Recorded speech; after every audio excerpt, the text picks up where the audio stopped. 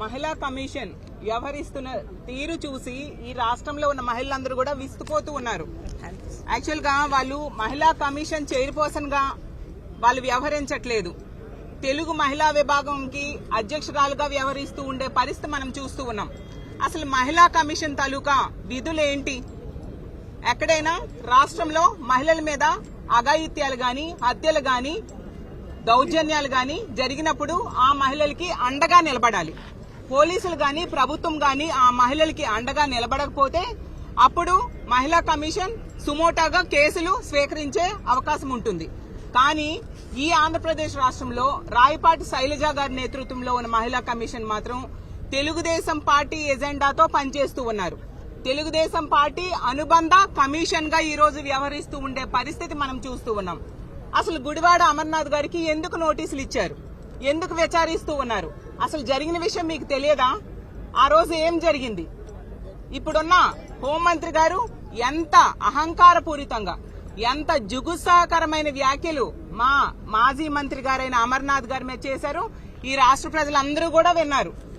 అలాంటప్పుడు ఒక వ్యక్తికి, అలాంటి తప్పుడు మాటలు మాట్లాడిన ఒక మంత్రికి అమర్నాథ్ గారు సమాధానం చెప్పారు.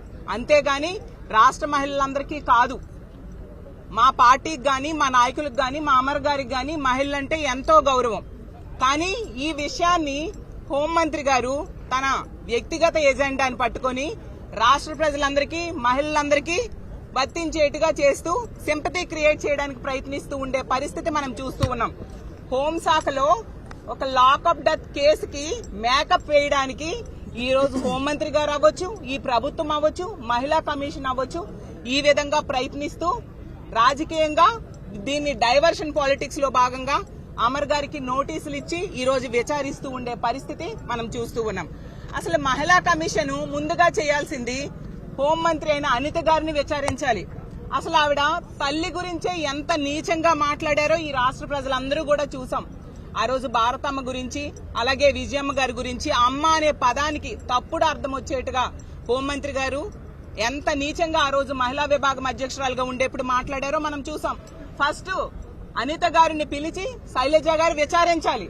అమ్మ, మేము కూడా పెద్దోళ్ళకి ఇలా అమ్మ అని పిలుస్తాం అంటే మీరన్న వ్యాఖ్యలు మాకు కూడా వర్తిస్తాయా అని చెప్పి దీనికి ముందు మీరు క్షమాపణ చెప్పాలని ఆవిడికి విచారించాక అప్పుడు అమర్ గారికి పిలిచినా ఒక అర్థం ఉంటుంది. అది లేకుండా వన్ సైడ్ గా వ్యవహరిస్తూ, తెలుగుదేశం పార్టీ నాయకురాలుగా ఆవిడ వ్యవహరిస్తూ ఈ రోజు ఏకపక్షంగా వ్యవహరిస్తూ ఉండే పరిస్థితి మనం చూస్తూ ఉన్నాం. నేను ఒకటే అడుగుతున్నాను రాయపాటి శైలజ గారికి, మీకు 5 కోట్ల మంది ప్రజల పన్నులతో జీతం ఇస్తున్నారమ్మా. ఒక తెలుగుదేశం పార్టీ వాళ్ళ పన్నులు, కట్టిన పన్నులతో మీకు జీతాలు ఇవ్వట్లేదు. మీరు తెలుగుదేశం పార్టీలో ఉన్న మహిళలనే మహిళలుగా మీరు చూస్తూ ఉన్నారు తప్ప రాష్ట్రంలో ఉన్న మహిళలు మీకు మహిళలు అనిపించట్లేదా నేను అడుగుతూ ఉన్నాను. మొన్ననే చూసాం నెల్లూరులో కావలిలో ఒక గిరిజన మహిళను ఎంత దారుణంగా వివస్త్రం చేసి తెలుగుదేశం పార్టీ నాయకుడు దాడి చేశాడో మనందరం చూసాం. ఈ మహిళా కమిషన్ ఏమైపోయింది ఆ రోజు? అలాగే ఈ మహిళా కమిషన్ ఏర్పడ్డాకే రోజా గారు, మాజీ మంత్రి గారైన రోజా గారిని గాలి మాటలంటూ ఆ నియోజకవర్గ ఎమ్మెల్యే గాలి భానుప్రకాష్ అనే వ్యక్తి ఎంత నీచంగా అవమానిస్తూ మాట్లాడారు. ఏమైపోయారు మీ మహిళా కమిషన్? ఏమైపోయింది ఆ రోజు అని నేను అడుగుతూ ఉన్నాను. అలాగే తీసుకుంటే ఏబిఎన్ రాధాకృష్ణ గారు ఈ వైఎస్ఆర్ కాంగ్రెస్ పార్టీలో ఉన్న నాయకుల ఇళ్లలో మహిళల గురించి ఎంత నీచంగా రాశారో మనం చూసాం. మరి మీరెందుకు ఆ రోజు స్పందించలేదు అని మహిళా కమిషన్ అడుగుతూ ఉన్నాను. అలాగే బిఆర్ నాయుడు గారు, టీటీడీ చైర్మన్ గా ఉన్న బిఆర్ నాయుడు గారు ఒక మహిళకు మోసం చేశారు కదా, మరి ఆ రోజు ఈ మహిళా కమిషన్ ఏమైంది అని నేను అడుగుతూ ఉన్నాను. అలాగే మనం తీసుకుంటే కిరణ్ రాయల్ అనే వ్యక్తి ఒక మహిళని ఎంత దారుణంగా మోసం చేశారో మనందరము చూసాము.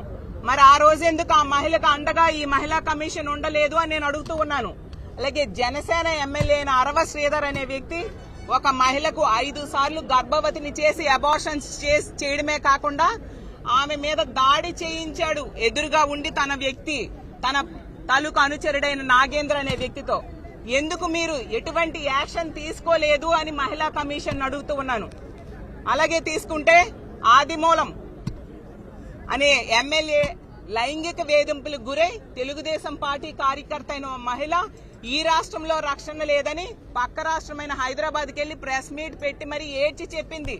మీరెందుకు ఎటువంటి విచారణ చేయలేదు అని మిమ్మల్ని అడుగుతూ ఉన్నాను. అప్పుడు ఏమైపోయారు మీరు? అలాగే మీరు నివాసం ఉంటున్న గుంటూరు ఈస్ట్ లో నజీర్ అనే ఎమ్మెల్యే వేధింపులకు ఒక మహిళ ఆత్మహత్య యత్నం చేసుకుంది. అప్పుడు మీరు ఏమైపోయారు? అప్పుడెప్పుడూ కనిపించని మీరు ఇప్పుడు ఏమీ లేని దానికి మీ హోంమంత్రి చాలా అహంకారపూరితంగా అత్యంత దిగజారుడు వ్యాఖ్యలు చేస్తే దానికి సమాధానంగా ఒక మాట అంటే దాన్ని పట్టుకొని ఈరోజు సుమోటోగా స్వీకరించామని చెప్తున్నారు కదా. మరి ఈ సంఘటనలన్నింటిలో మీరందరూ ఏమైపోయారు? మహిళా కమిషన్ చైర్పర్సన్ గారైన రాయపాటి శైలజ గారు అని నేను అడుగుతూ ఉన్నాను. అందుకే మిమ్మల్ని చెప్తూ ఉన్నాను, మీరు తెలుగుదేశం పార్టీ ఎజెండాతో మాత్రమే పనిచేస్తూ ఉన్నారు, ప్రజల ఎజెండాతో మీరు పని చేయట్లేదు అనే విషయం ఎన్ని సందర్భాల్లో కూడా స్పష్టమవుతూ ఉంది.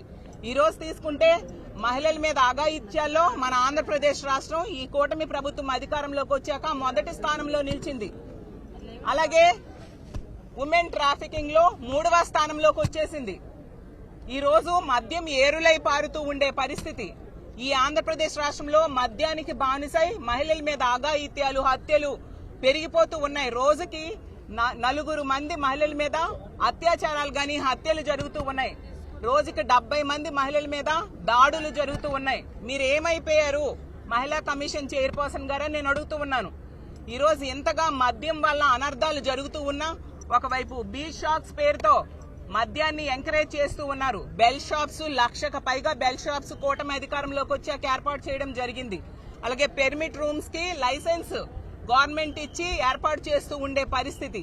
ఇంత దారుణంగా జరుగుతూ ఉండి దీనివల్ల మహిళల మీద వేధింపులు, అఘాయిత్యాలు పెరిగిపోతూ ఉంటే మీరు ఏమి యాక్షన్ తీసుకున్నారు? వీటన్నిటికీ ఎందుకు మీరు స్పందించట్లేదు? ఎంతసేపు కూడా రాజకీయ ఎజెండాతో తెలుగుదేశం పార్టీకి అనుబంధ సంస్థగా మాత్రమే మీరు పనిచేస్తారా అని మిమ్మల్ని ప్రశ్నిస్తూ ఉన్నాను. కాబట్టి ఎప్పటికైనా ఈ రాష్ట్ర ప్రజలందరూ కట్టిన పన్నులతో మీరు జీతాలు తీసుకుంటున్నారు. మీది ఒక స్వతంత్ర ప్రతిపత్తి కలిగిన సంస్థ. మీరు స్వతంత్రంగా వ్యవహరించండి తప్ప తెలుగుదేశం పార్టీ అనుబంధ సంస్థగా వ్యవహరిస్తే ప్రజలు చీకొడతారనే విషయం తెలుసుకోవాల్సిందిగా కోరుతూ ఉన్నాను. హోంమంత్రి అనిత గారి గురించి తీసుకుంటే ఆవిడ ప్రతి సందర్భంలో కూడా ఎంత నీచంగా ప్రతిపక్ష పార్టీ నాయకుల మీద, మహిళల మీద అన్ని రకాలుగా ఆవిడ మాట్లాడుతూ ఉండే వ్యాఖ్యలు ఈ రాష్ట్ర ప్రజలందరూ కూడా చూశారు. నిజంగా మీకు చిత్తశుద్ధి ఉంటే ముందు అనిత గారిని పిలిచి విచారించి ఆవిడతో ఈ రాష్ట్రంలో ఉన్న మహిళా లోకానికి క్షమాపణ చెప్పించండి. తరువాత ఏ చర్యలైనా తీసుకోండి అని తెలియజేస్తూ ఉన్నాను. ఇప్పటికైనా ఈ రోజు తీసుకుంటే ఈ రాష్ట్రంలో తెలుగుదేశం పార్టీ, జనసేన మంత్రులు, ఎమ్మెల్యేలు, అలాగే నాయకులు, కార్యకర్తల వల్ల ఎంతో మంది మహిళలు వేధింపులకు గురవుతూ ఉన్నారు, అవమానాలు పడుతూ ఉన్నారు, ఎన్నో రకాలుగా మోసపోయి ఉన్నారు. అలాంటి వాళ్ళందరినీ ముందు విచారణ చేయండి, వాళ్ళ మీద యాక్షన్ తీసుకోండి, వాళ్ళ మీద కేసులు పెట్టించండి. తరువాత ఇలాంటి డైవర్షన్ పాలిటిక్స్ చేయండి.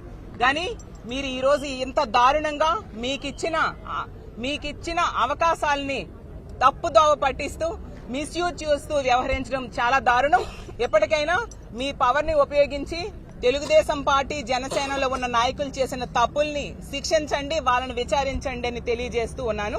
ఇంకో ముఖ్యమైన విషయం అండి, ఇప్పుడు అమర్ గారిని అసలు ఎందుకు పిలిచారు మీరు? అతను ఏమైనా అనిత గారిలాగా తల్లిని గురించి నీచంగా ఏమైనా మాట్లాడారా? లేదా వాడు వీడు అంటూ ఏమైనా మాట్లాడారా? లేదంటే నంగనాచి ఇలాంటి వర్డ్స్ ఏమైనా అమర్ గారు మాట్లాడారా? ఏమీ మాట్లాడలేదు కదా. ఇవన్నీ మాట్లాడిన అనిత గారిని ముందు విచారించాలా, అమర్ గారికి విచారించాలా? మిమ్మల్ని ఈ రాష్ట్ర ప్రజలనే ప్రశ్నిస్తూ ఉన్నాను. అలాగే నా పక్కనే ఉన్న హారిక గారు ఉన్నారు. మనం చూసాం ఆ రోజు తెలుగుదేశం పార్టీ గోండాలు ఏ విధంగా ఎంత దౌర్జన్యంతో ఆమె మీద దాడి చేయడానికి ప్రయత్నించి కారులో ఉంటే కారుని పూర్తిగా డ్యామేజ్ చేసిన పరిస్థితి. మరి ఇప్పుడు ఈ మహిళా కమిషన్ ఏమైంది? ఆ రోజు ఎందుకు ఆ రోజు సుమోటోగా కేసు నమోదు చేయలేదు? బండ బూతులు తిట్టారు ఒక మహిళను పట్టుకుని, ఒక జిల్లా ప్రథమ మహిళ, ఆవిడ జడ్పీ చైర్పర్సన్ గా ఉన్న మహిళ. మరి ఎందుకు మీరు సుమోటోగా కేసు తీసుకొని విచారించలేదని మిమ్మల్ని అడుగుతూ ఉన్నాను. కనీసం కేసైనా పెట్టారా? ఆ రోజు ఆవిడ ఎంత బాధపడ్డారు. అలాగే తీసుకుంటే గంగాధర్ నెల్లూరు జిల్లా వైఎస్ఆర్సీపీ కోఆర్డినేటర్ అయిన కృపాలక్ష్మి గారిని ఆ నియోజకవర్గ ఎమ్మెల్యే ఎంత దారుణంగా, నీచంగా మేకప్లు అంటూ మాట్లాడిన విషయం ఈ రాష్ట్ర ప్రజలు ఎవరూ మర్చిపోలేదు. మరి అప్పుడు ఈ మహిళా కమిషన్ చైర్పర్సన్ ఏమయ్యారు? అంటే మీ తెలుగుదేశం పార్టీకి చెందిన మహిళలే మహిళలా? మిగతా వాళ్ళు మహిళలు కాదా? అసలు మహిళా కమిషన్ అనేది పోలీసులకు మహిళలకి అన్యాయం జరిగినప్పుడు లేదా వాళ్ళ మీద అఘాయిత్యాలు జరిగినప్పుడు పోలీసులు కానీ ప్రభుత్వం కానీ స్పందించకపోతే అప్పుడు వాళ్ళు కేసులు తీసుకుంటారు, వాళ్ళకి అండగా నిలబడతారు. మరి ఇప్పుడు హోంమంత్రి అనిత గారి గురించి కదా మీరు సుమోటోగా తీసుకున్నారు. ఆమె హోమ్ డిపార్ట్మెంట్ ని లీడ్ చేస్తూ ఉన్నారు. ఆమె ఎందుకు డైరెక్ట్ గా కేసు పెట్టలేకపోతున్నారు? ఎందుకంటే ఆవిడ ప్రతి సందర్భంలో కూడా తప్పుడు వ్యాఖ్యలు చేశారు కాబట్టి, ఆవిడ్ని అందరూ అడిగి చీకొడతారు కాబట్టి ఆవిడ తన డిపార్ట్మెంట్ లో కేసు పెట్టలేని పరిస్థితులు ఈ రోజు ఉన్నారు. ఇప్పుడు రాజకీయ ఎజెండాతో ఈ మహిళా కమిషన్ అనేది ఈ విధంగా అమర్ గారికి నోటీసులు ఇచ్చి విచారిస్తూ ఉండే పరిస్థితి. దీన్ని ప్రజలు హర్షించరనే విషయం తెలుసుకోవాల్సిందిగా కోరుతున్నాను.